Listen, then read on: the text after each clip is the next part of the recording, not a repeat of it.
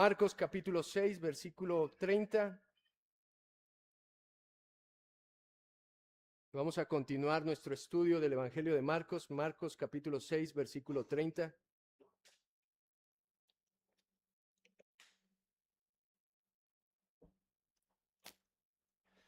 La Escritura dice: entonces los apóstoles se juntaron con Jesús y le contaron todo lo que habían hecho y lo que habían enseñado.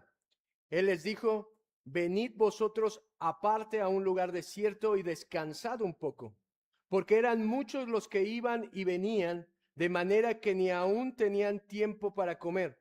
Y se fueron solos en una barca a un lugar desierto.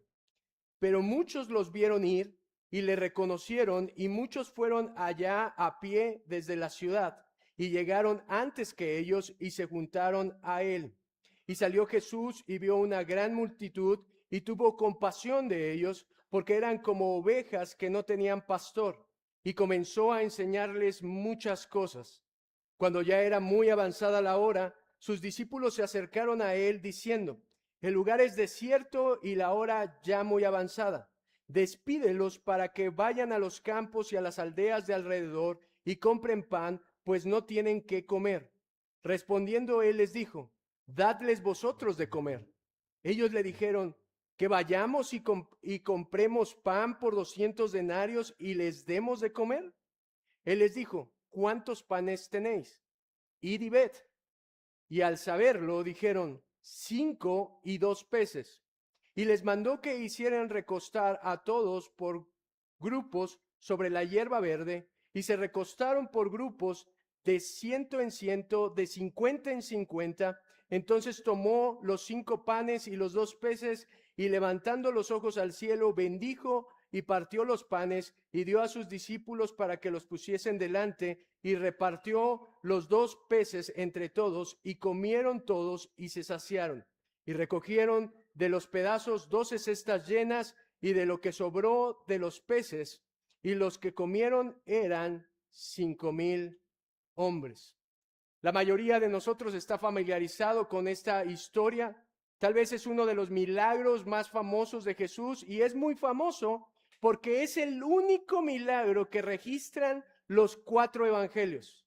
No hay otro que no sea este, donde los 4 evangelistas registran lo que pasó en ese día. Y Marcos es el que da más detalles de esto.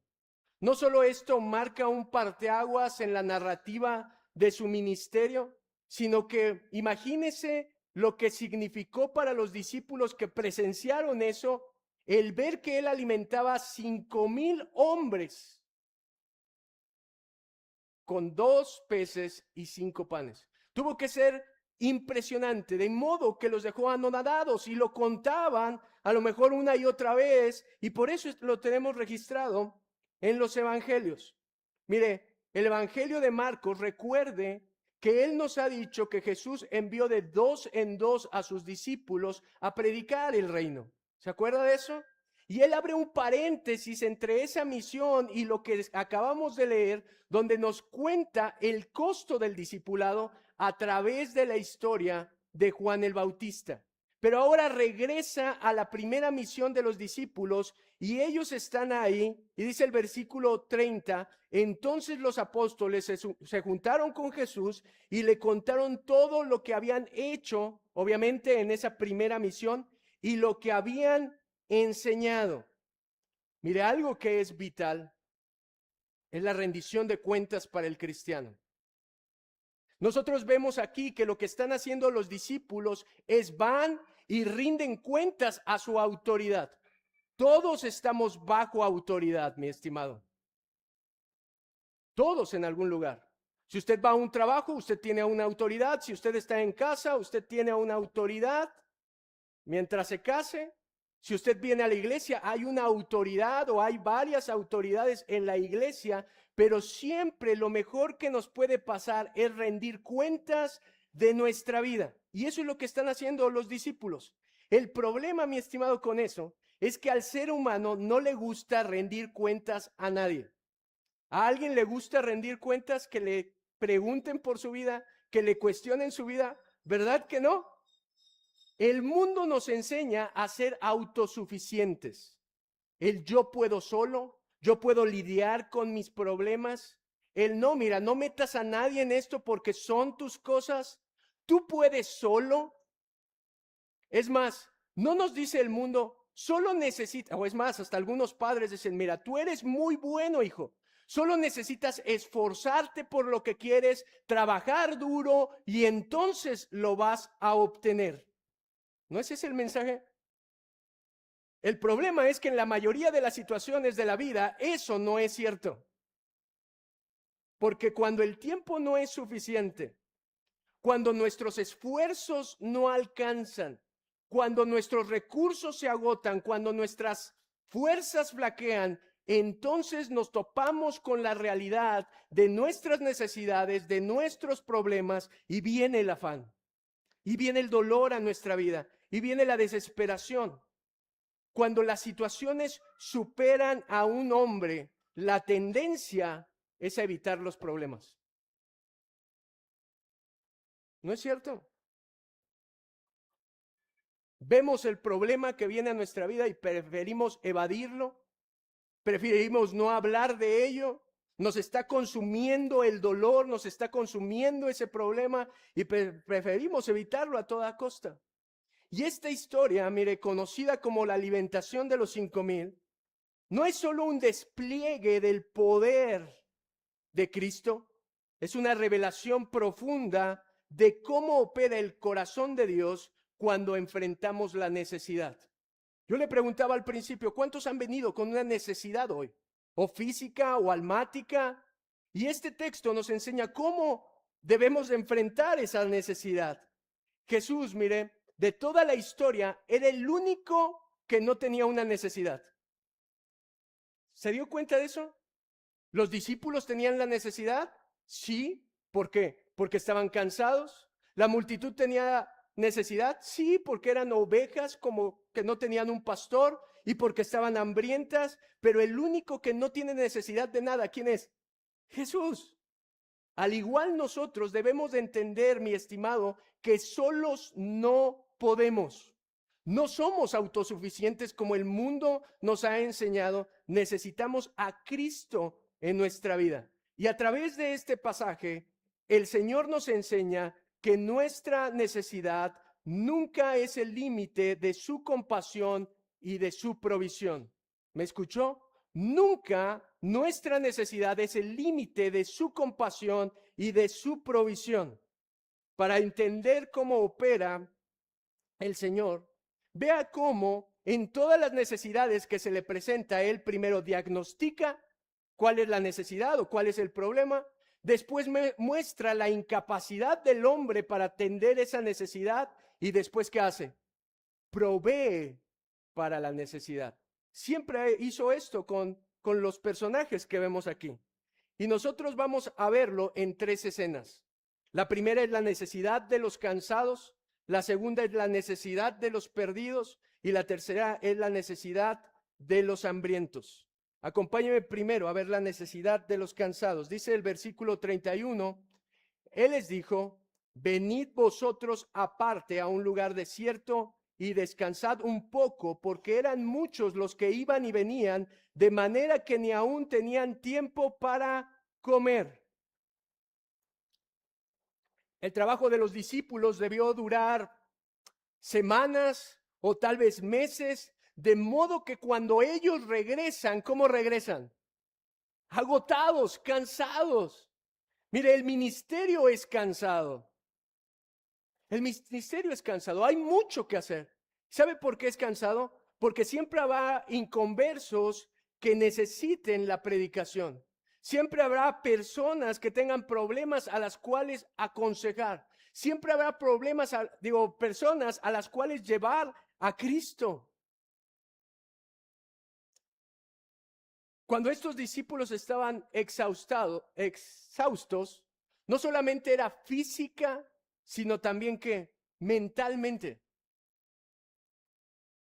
¿Alguna vez le ha tocado aconsejar a alguien? ¿Cómo termina después de aconsejar a alguien? ¿Le ha tocado predicar, enseñar, ser maestro? requiere un esfuerzo físico y requiere un esfuerzo mental. Alguien alguna vez dijo que 40 minutos de predicación equivalen a 8 horas de trabajo pesado. No sé de dónde sacaron eso, pero sé cómo se siente. Es el desgaste de tu mente. Es el desgaste de tus fuerzas, a menos que no prediques apasionado por la palabra o por Cristo. Pero cuando estás aquí, mi estimado, te estás entregando al máximo, estás haciendo arder tu corazón por Cristo, por la palabra de Dios, aunque algunos no lo valoren. Pero mire, trabajar por el Señor vale la pena. Gastar nuestras fuerzas, gastar nuestros recursos, gastar nuestra mente por Cristo vale la pena, mi estimado. Si nos gastamos por un montón de tonterías allá afuera, por un montón de cosas materiales que nunca nos vamos a llevar, ¿por qué no nos vamos a gastar por aquel que tiene una recompensa eterna? ¿Se da cuenta de eso? Gastamos nuestra vida trabajando porque queremos mucha riqueza aquí en la tierra. ¿Y qué se va a llevar? Nada. Y no es una mentalidad mediocre, mi estimado. No es mediocre porque antes, cuando usted gasta su tiempo y gasta su vida en esta tierra para Cristo, usted no está abonando en un banco terrenal. Usted está depositando sus riquezas en el banco celestial y esa recompensa, mi estimado, será eterna. Prefiero ser pobre en esta vida y rico en la eternidad, ¿no es cierto? Y eso requiere nuestro esfuerzo, mi estimado. Mire, lo que me sorprende es que estos discípulos no vinieron quejándose de que había mucho que hacer. Su actitud fue entrega total. No pusieron excusas, estoy muy cansado, no tengo tiempo, es que mucho trabajo, es que la familia. Esta gente estaba entregando su vida por completo a Cristo y nunca se quejaron del agotamiento físico que ellos tenían.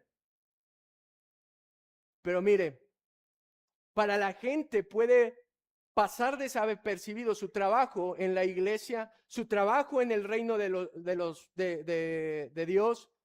Pero ¿sabe para quién no pasa desapercibido? Para el Señor de la iglesia. Y el Señor de la iglesia conoce nuestras necesidades antes que nosotros la digamos. Y Él entiende perfectamente que estos hombres necesitan ¿qué?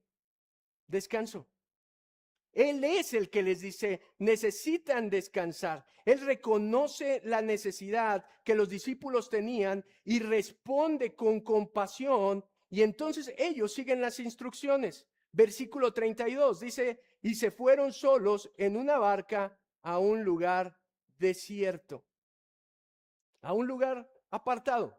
Lucas capítulo 9, versículo 10, en la historia en paralelo, nos dice Jesús y los 12 navegaron a una región cerca de la ciudad de Betsaida. Si es la primera vez que escucha esta ciudad, déjeme decirle que Pedro y Andrés nacieron en esa región, aunque después se mudaron a Capernaum. Felipe y Natanael, los discípulos, también vivieron en esa ciudad, de modo que ellos conocían a la gente y la gente los conocía a ellos. Y mire lo que pasa en la escena. Ellos parten en la barca, pero dice el versículo 33, pero muchos los vieron ir y le reconocieron y muchos fueron allá a pie desde las ciudades y llegaron antes que ellos y se juntaron a él. Este pero debe de ser uno de los peros más incómodos de toda la Biblia.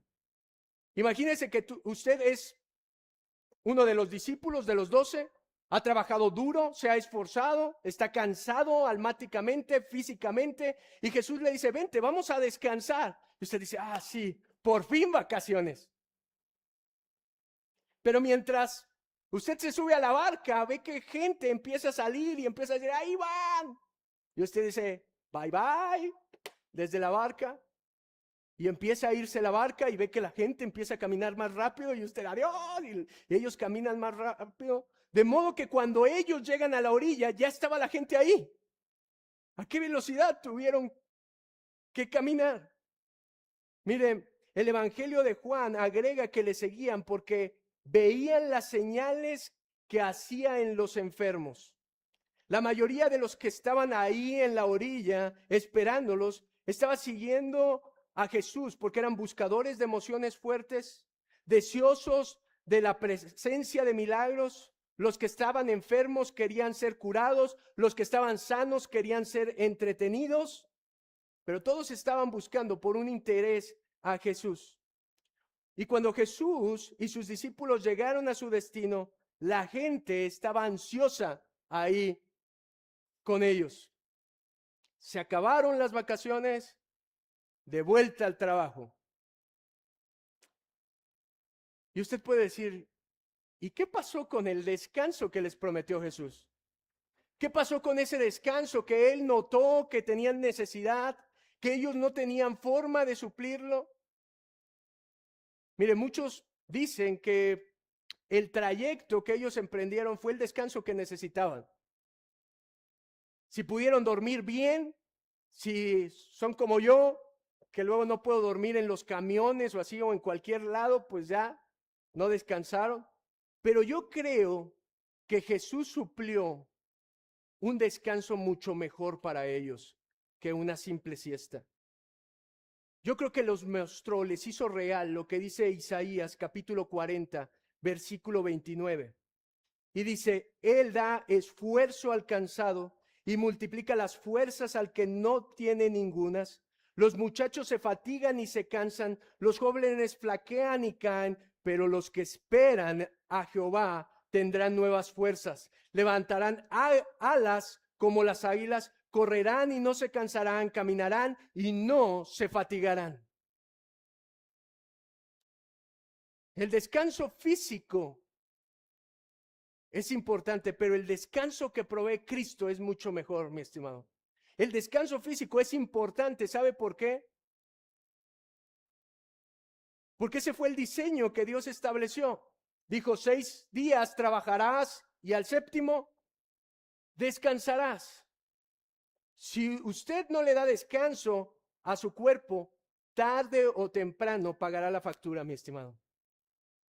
No puede trabajar como loco todo el tiempo, porque tarde o temprano terminará siendo ineficaz en lo que usted haga. Sea sirviendo para algo, sea trabajando para algo, si usted no descansa como Dios lo ha mandado, usted terminará siendo inútil para lo cual está trabajando. Pero mire, hay ocasiones donde Dios provee situaciones donde no hay descanso. Ellos pensaron, ya le hicimos vacaciones en la playa, pero después aparece la multitud. Pero ¿sabe qué? En medio de esas temporadas donde no hayamos descanso, Él provee su gracia para soportarlo. ¿Lo cree? ¿Le ha pasado alguna vez que tiene 1000 problemas que han venido a su vida? De hecho, no sabe de dónde vinieron tantos problemas, tantas necesidades, y de golpe le llegan otros 15,000 problemas. Como decimos en el país, te llueve sobre mojado. Y tú dices, ¿pero por qué, Señor? Algunos dicen, mandas tus mejores batallas a tus mejores, ¿cómo es? A tus mejores guerreros. ¿No es cierto? Porque sentimos que no salimos de otra cuando ya estamos metidos en la siguiente. Y miren, en medio de esta interrupción de la multitud nos enseña esto. Los discípulos iban a ser espectadores de primera fila de un milagro que reafirma que Dios tiene el poder para suplir todas las necesidades. ¿Cuál era el descanso que encontraron los discípulos? Lo que sucedió, el saber que tienen un Dios que suple cualquier necesidad. Ahí está el verdadero descanso de nuestra alma, mi estimado. El descanso de nuestra alma no está en las circunstancias, no está en los problemas. Si usted lo busca ahí, lo único que va a venir a su vida es cansancio, es desesperación. El verdadero descanso del alma es saber que tiene un Dios que es poderoso para proveer lo que usted necesita. Ahí está el descanso. El pastor Sugel Michelén dice esto: el cansancio del alma no proviene de las circunstancias difíciles, el cansancio proviene de que nosotros perdemos de vista la gracia, el poder, el amor y la sabiduría de nuestro Dios. Eso es lo que cansa el alma. Lo que nos cansa, mi estimado, es que dejamos de percibir que tenemos un Dios que es un Dios proveedor, que es un Dios compasivo de nosotros. Y mire, Él tiene compasión. Y así lo muestra con la necesidad de los perdidos, que es el segundo punto. El Señor pudo ignorar a la multitud, ¿no es cierto? Puede decirle, ¿saben qué? Estamos muy cansados, váyanse de aquí. Pudo también decirle, ¿saben qué? Vuélvanse a la barca y vámonos a un lugar más lejos donde no nos encuentren porque necesitamos descansar. Pero en lugar de eso, ¿sabe qué hizo? Versículo 34. Y salió Jesús y vio una gran multitud y tuvo compasión de ellos porque eran como ovejas que no tenían pastor, y comenzó a enseñarles muchas cosas. En lugar de molestarse, en lugar de apartarse, dice la Escritura que tuvo compasión. Esta palabra compasión literalmente significa estar conmovido en las entrañas. Es el dolor que se siente aquí en el vientre, mi estimado.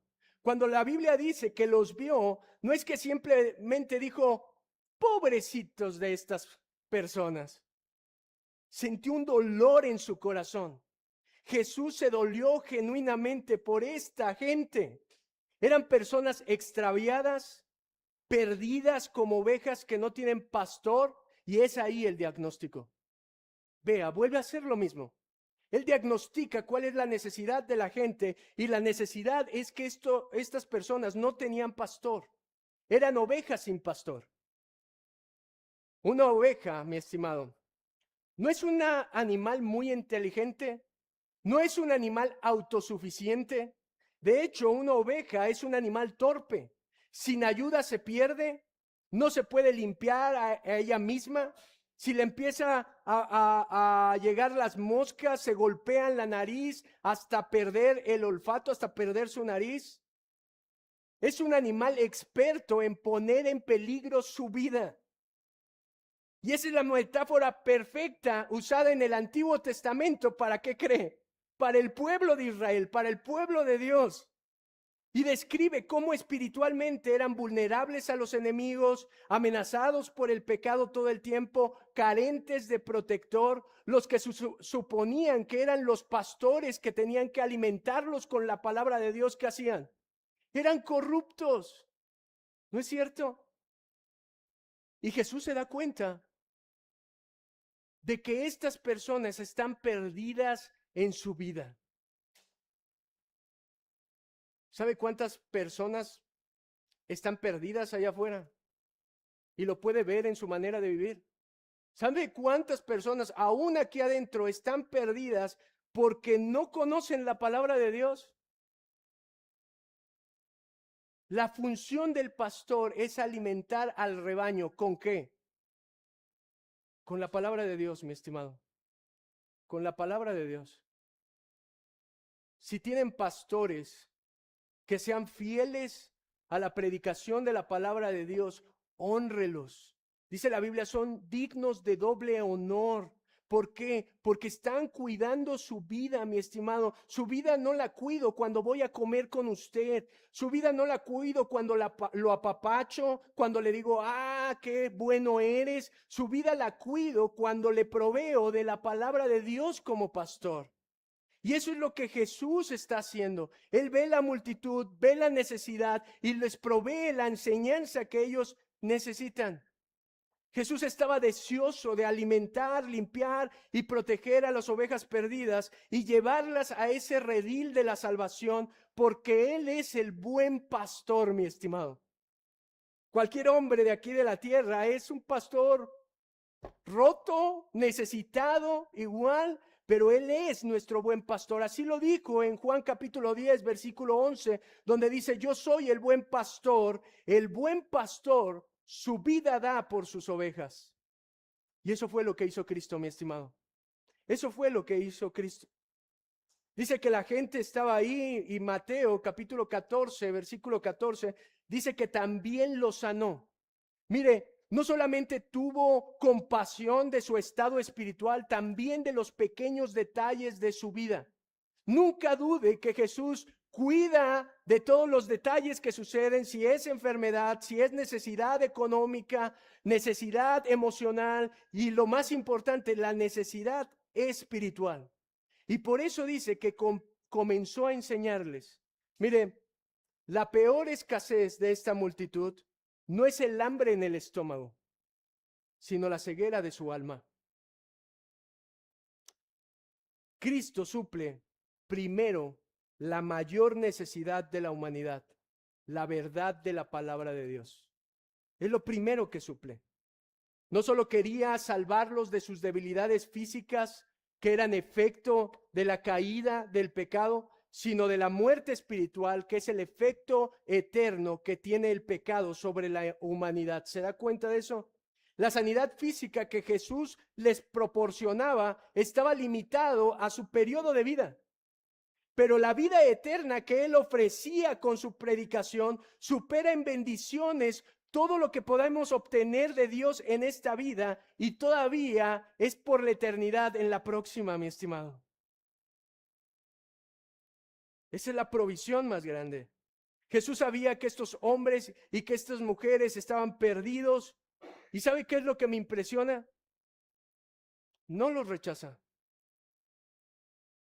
Jesús sabía por qué habían ido, sabía que tenían las motivaciones incorrectas, sabía que estaban ahí por los milagros que sucedían, sabía que no lo estaban buscando a Él.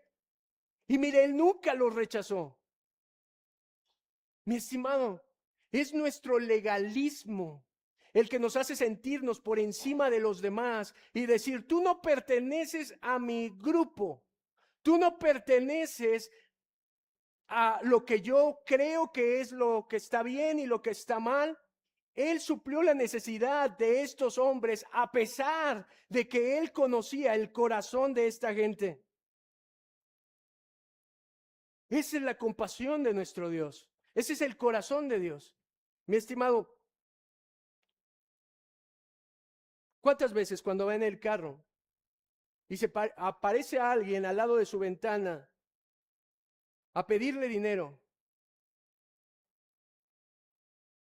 ¿Cuántas veces baja el vidrio y lo ve a los ojos? Nos sentimos bien porque le decimos, sí, sí, sí, ten los 5 pesos, vete.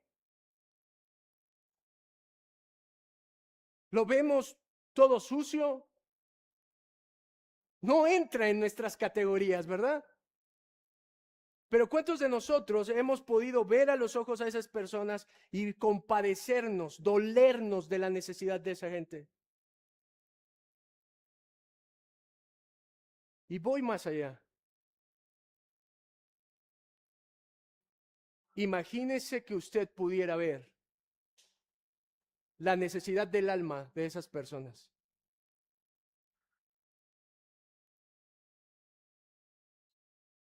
Que donde usted caminara, a todos los que no son creyentes, usted podría ver, hacer un escaneo, un diagnóstico espiritual de su vida y pudiera ver lo que hay en sus corazones. Yo le apuesto una cosa, no podríamos dormir. No podríamos soportar el dolor de tanta humanidad. Pero Dios, Jesús, que es Dios, que escudriña la mente y prueba el corazón, los ve perfectamente, ve el dolor de esa gente en el alma, porque estaban perdidos, y dice que tiene compasión de ellos. Qué increíble, mi estimado. Qué increíble Dios tenemos. Qué increíble es nuestro Salvador, mi estimado. Y mire, quiero que veamos esto.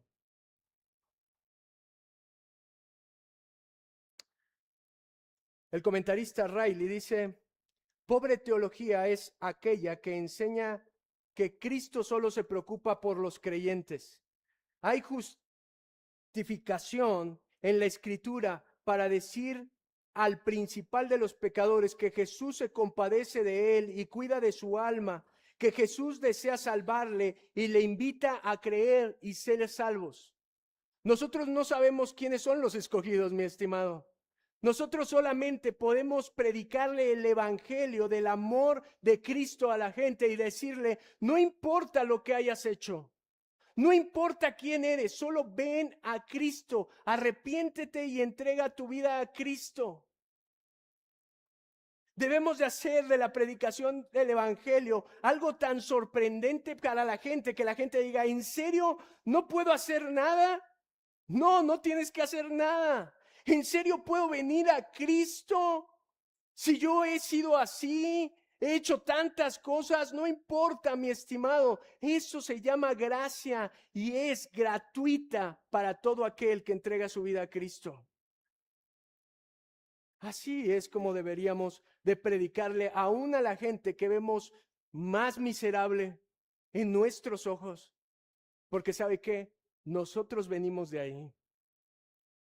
Y quiero ir a la tercera necesidad, la necesidad de los hambrientos.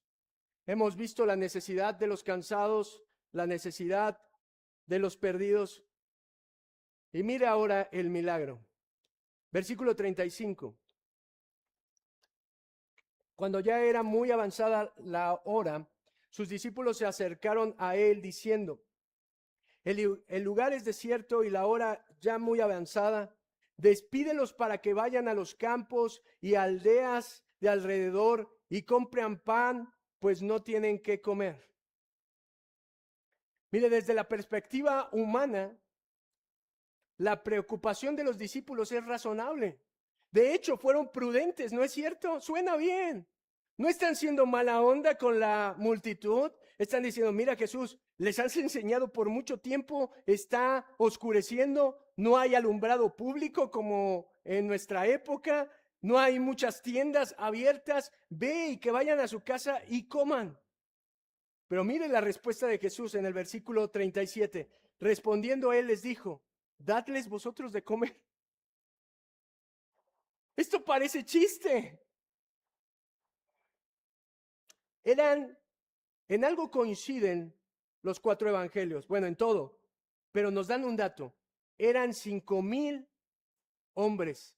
Y esa palabra hombre, ¿sabe cuál es? Varones. Un evangelista, de hecho, dice que eran 5,000 hombres más sus mujeres y sus niños. Imagínense la cantidad tan grande que estaba ahí escuchando a Jesús. Si calculamos que cada uno tenía una esposa, entonces tendríamos 10,000. Si decimos que cada uno tendría un hijo, entonces tenemos 15,000. Pero no son como las familias pequeñas de nuestra época. Los comentaristas calculan que había aproximadamente 25,000 personas o más en ese lugar. Y de repente Jesús se le ocurre la brillante idea de decir, aliméntenlos ustedes. ¿Sabe por qué? Los obligó a reconocer que no tenían solución humana para el problema.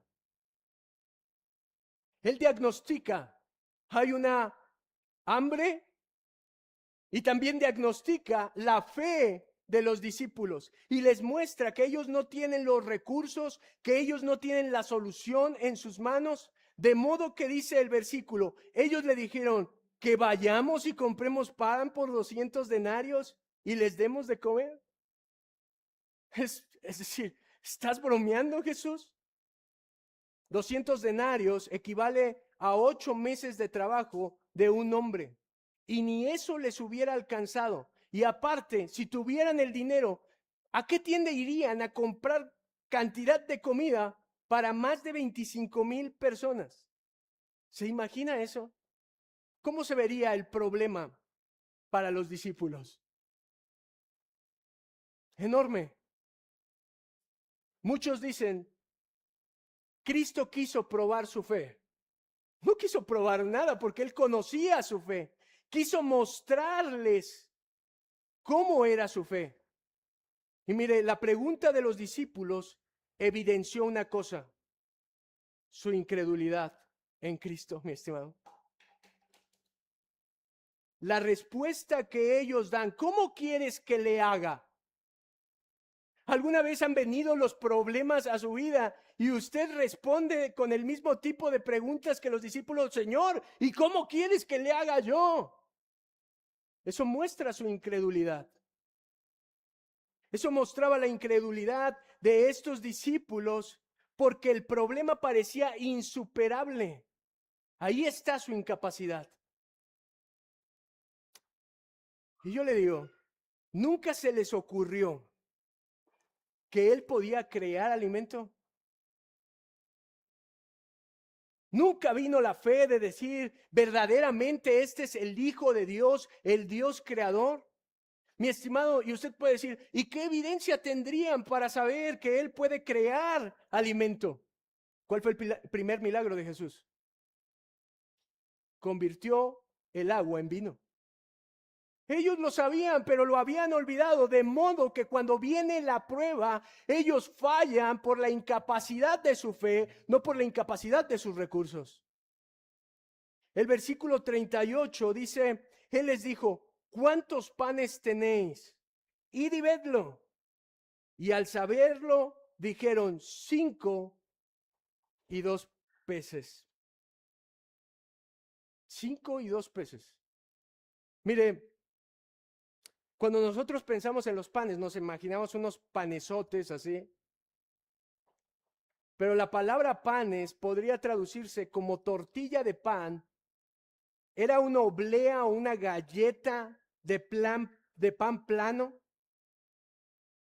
De modo que podría hacerse a lo mejor unos sandwichitos. El niño que los llevaba, los evangelios dicen que el que los traía era un niño. Mire, ¿sabe qué me enseña esto? Que de todos los 25,000 o las 5,000 madres que había ahí, solo una fue prudente, solo una mandó lonche.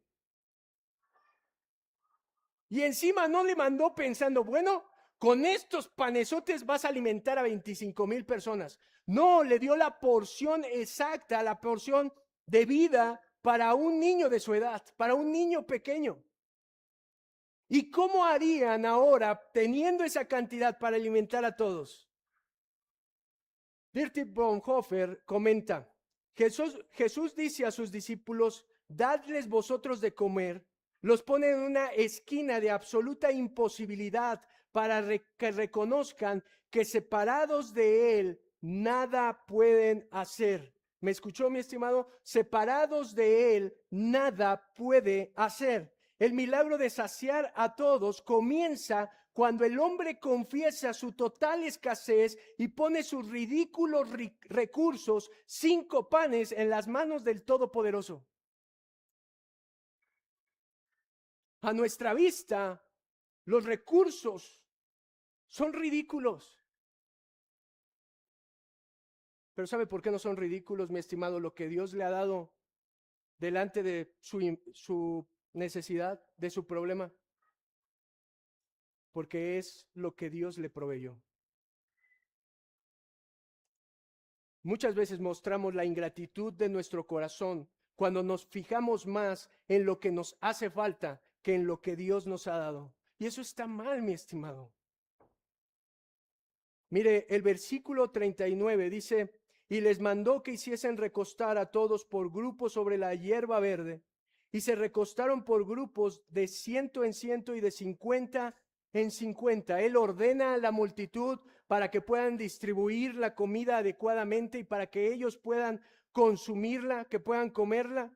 Y dice el versículo 41, entonces tomó los 5 panes y los 2 peces, y levantando los ojos al cielo, bendijo y partió los panes, y dio a sus discípulos para que los pusiesen delante, y repartió los 2 peces entre todos, y comieron todos y se saciaron, y recogieron de los pedazos 12 cestas llenas, y de los que sobró de los peces, y los que comieron eran 5,000 hombres.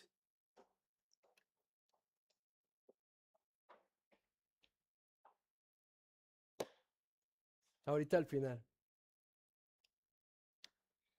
¿Sabe qué nos enseña esto, mi estimado? Los 5 panes y los 2 peces nunca fueron suficientes en las manos de los discípulos pero fueron más que suficientes en las manos de Cristo. ¿No es cierto? En sus manos parecía poco, pero en las manos de Cristo era más que suficiente. ¿Por qué? Porque Cristo es más que suficiente, mi estimado. Fíjese, ninguno de los evangelios nos explica cómo hizo Jesús para transformar, para convertir tantos panes y peces. Simplemente dice que alzó y los bendijo, dio gracias a Dios por lo que le había dado. Y después, mi estimado, el milagro fue que Él creó peces de la nada. Él creó alimento de la nada, mi estimado, para alimentar a 25,000 personas. ¿Sabe por qué? Porque sus recursos son inagotables. Nosotros no sabemos cómo le hace Dios, pero no necesita saber eso, mi estimado. Lo único que necesita es creerle a Dios. Y cuando empezaron a repartir, ahí los discípulos fueron como los meseros en medio de la multitud. Y mire, yo conociendo a la gente, no faltaría aquel que se quejó y dijo, ¿no más van a dar panes y peces?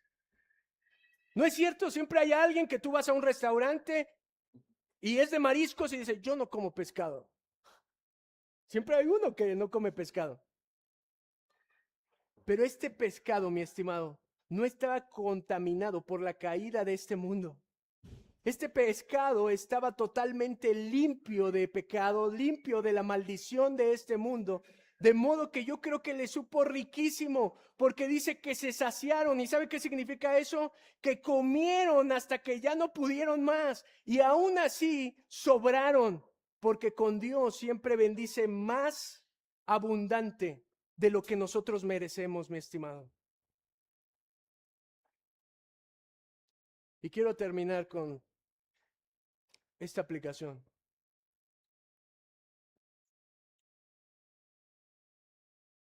Esto nos enseña que la bondad de Cristo, la compasión de Cristo y sus recursos no se limitan a los problemas que nosotros tenemos o a la necesidad con la que usted haya venido. Si usted tiene a Cristo, mi estimado, ¿qué necesita? Si usted tiene a ese Salvador, ¿qué necesita? ¿Necesita dinero? ¿Necesita un trabajo? Si Él dijo, no os afanéis, ¿por qué comer? ¿Por qué vestir? ¿Por qué beber? Los incrédulos buscan todas estas cosas. Los incrédulos se desgastan por eso. Si tiene a Cristo, ¿qué necesitaría, mi estimado? Si Él tiene los recursos para proveerle todo. Y a veces cuando viene la necesidad a nuestra vida, somos tan torpes porque dudamos inmediatamente y nos olvidamos de lo que Jesús ha hecho en el pasado en nuestras vidas. Y siente la prueba y se olvida de Él. Y empieza a reclamarle a Dios y empieza a decirle por qué perdí el trabajo, por qué perdí la casa, por qué perdí a esta persona. Cuando, mi estimado, Él conoce lo que es lo mejor para su vida. Y si Él se lo provee, es porque Él sabe qué es lo que le conviene. Mi estimado, así perdamos casa, así perdamos carro, así perdamos el trabajo, así perdamos cualquier relación en nuestra vida. Cristo es suficiente. No estoy diciendo que esas cosas no sean importantes, mi estimado, o que no las podamos disfrutar. Lo que estoy diciendo es que eso no puede ser la fuente de nuestro gozo, porque es el pecado. La única fuente de nuestro gozo y de nuestra saciedad se llama Cristo Jesús. Cuando esa multitud estaba extasiada de que le proveía de pan, más adelante en el Evangelio de Juan, en la historia en paralelo, le dice, ustedes me buscan porque les he alimentado. Y termina con la increíble frase que dice, yo soy el pan de vida. Mi estimado, Jesús es el único que puede saciar la verdadera necesidad que usted tiene. Y la verdadera necesidad que tiene el ser humano es un Salvador. Cuando el pueblo conoció a Dios con su nombre, Yahvé Jireh, Él provee. ¿Qué le proveyó, mi estimado? Un Salvador. Un sustituto por la vida de Isaac. Un Salvador que tomó su lugar y fue el sacrificio perfecto. Y aún así, mi estimado, Cristo es tan bueno que nos ha dado la salvación y cuida de nuestra vida en cada detalle. Podemos perder la salud, mi estimado, sí, pero Él no dejará de proveer para nuestra vida. Podremos perder el trabajo, sí, mi estimado, pero Él nos dará el pan. Él es, mi estimado, y con esto concluyo. Él es el que da descanso al cansado. Él es el que da la verdad al perdido. Y Él es el que sacia al hambriento, porque Él es el único pan de vida que viene del cielo. Amén. ¿Por qué no se pone de pie y vamos a adorar a nuestro Dios? Vamos a responder en adoración a Él.